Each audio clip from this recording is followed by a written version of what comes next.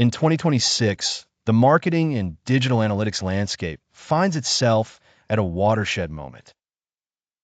The demise of third-party cookies and the increasing scrutiny over behavioral tracking have left brands reeling for an alternative source of actionable intelligence. The answer, however, does not lie in more sophisticated tracking, but in a radical reframing of the fundamental relationship between company and customer, the embrace of zero-party data. Zero-party data defines itself as data deliberately, proactively, and transparently provided by the user. It surfaces as an unvarnished dialogue between brand and individual, a direct signal, not a behavioral trace. Consider, for example, an apparel customer who, rather than leaving behind an ambiguous trail of click behavior, directly chooses to reveal their preferred clothing styles, upcoming seasonal needs, and sustainability priorities. Traditional data architectures would have attempted to infer this through shadowy, algorithmic means. In contrast, a zero-party approach elicits this information through conversation. Architecting a robust zero-party data strategy demands a comprehensive suite of techniques, each grounded in respect for user agency and the psychological factors that govern data sharing. The first principle is to foster direct collection, designed to capture not simply what the user has done, but why. This shift moves brands from passive observers to active listeners. The tools vary: preference centers embedded in account settings, in-session poll overlays, or onboarding flows that gently probe user aspirations. What unites these mechanisms is the transformation of the data collection experience from extraction to empowerment. Users are not surveilled. They are engaged, asked, listened to. The process is further refined through the lens of progressive profiling, a recognition that data collection is not a one-time event, but an ongoing dialogue. Cognitive overload is the saboteur of conventional forms. Overwhelming the user with a barrage of fields and options ensures abandonment.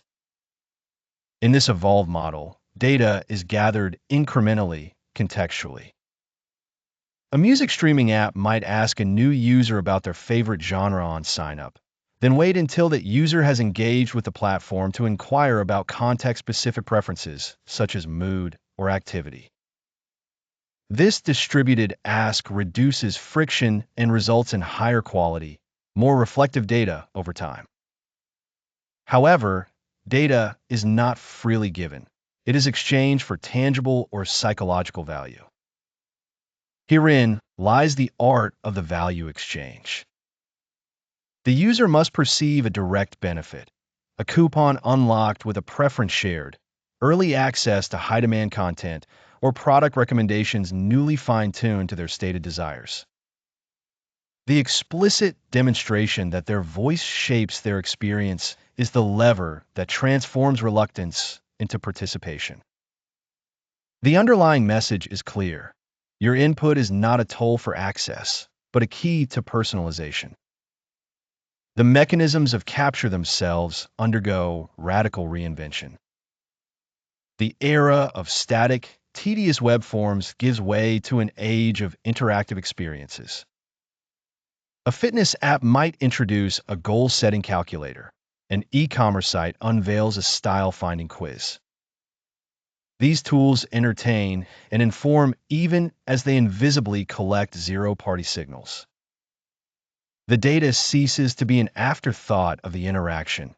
It becomes its very engine. The psychological resistance associated with conventional forms evaporates in the face of play and exploration.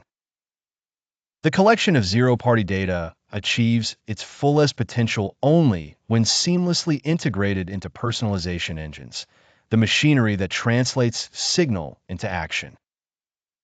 Information flows must be immediate and automatic. The moment a user expresses interest in sustainability or signals they are a beginner, every digital touchpoint, from website modules to email campaigns, must reconfigure to mirror that unique identity.